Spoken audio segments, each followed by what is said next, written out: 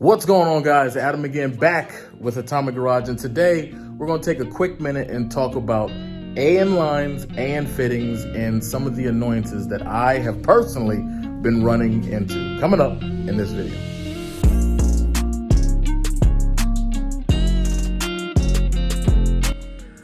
So here is exactly what we're working on. Let's walk over here and look at the variety of fittings and all of their torn up glory.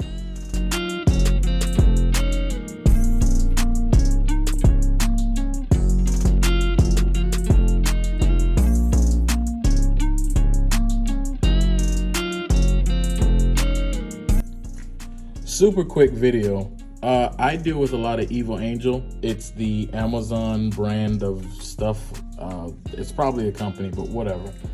I'm dealing with a bunch of AN fittings, and the discrepancies between a good one and a bad one is pretty crazy. You got one right here. Look at all that play. You can actually hear it. That's gonna leak straight out the O-ring. I just took it out the pack and installed it. Here's another one. Nothing. You get what you pay for.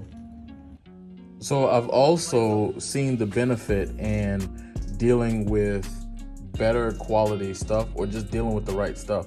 I am used to I have a ton of tools, but I am used to improvising and not having to always buy specialty stuff.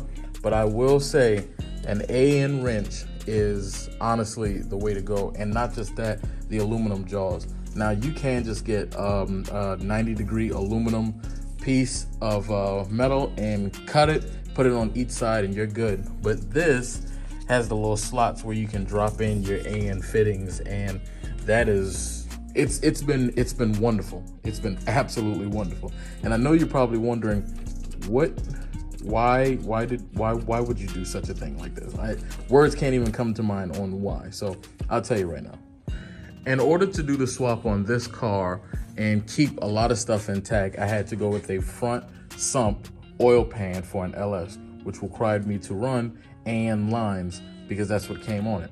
But Wyan and all of their glory made the pan too close to the actual fitting. So I had to grind it down to make it fit. Problem is, you can't really get a good grip on it because each AN fitting is super close to each other, so you can't really tighten it. But in order for me to fix that, I am going to take an oscillating tool, which I bought, and kind of grind down the pan so that way the edges on here can freely spin on without there being a problem, thus allowing me to tighten it with the AN line. So honestly, guys, that is it for me. Just talking about just some of these fittings and some of the crazy things that I find myself having to do. But I'm going to correct this by replacing this piece with another one, and I'm going to keep the edges on it as I just talked about. But that's AN fittings. Word to the wise, you can definitely go with the Evil Angel. I'm not going to knock you. I've done it, and most of the fittings on here is from Evil Angel. But I would also advise to look into higher quality, which AN fittings are not cheap. I'll be the first one to tell you. But you will not run into the same issue of a crapshoot on, is this a good one or is it not a good one? And who knows, and then dealing with it from there.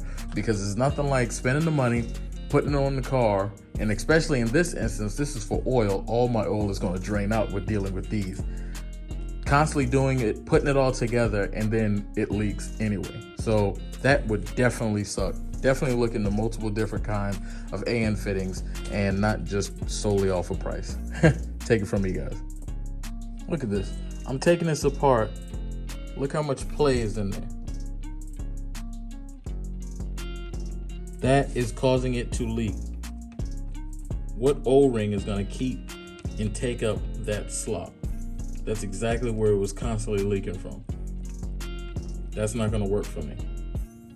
I mentioned that, but this is bad for me since I do not have a dipstick to check oil. I need to make sure the oil is in the car and not leaking out of the car. And here is the fitting replaced. Look at that. There's still movement, but it's nowhere near as much movement as it was before. It feels a whole lot tighter than the old one. Then this one, it flops around back and forth, causing it to definitely leak, and that's definitely an issue. So replaced a whole lot better.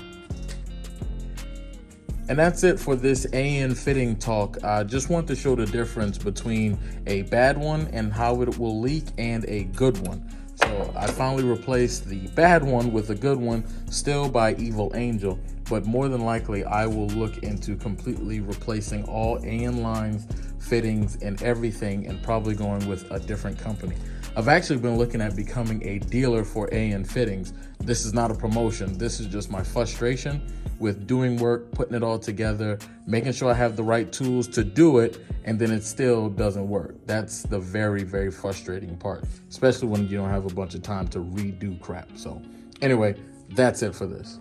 Well, guys, that's going to be it for me and the AN fitting rant/talk. I will catch you guys in the next video. What will we be working on? No idea, but hopefully we can get to hear this bad boy run once again. That'd be pretty awesome. Catch you guys in the next one.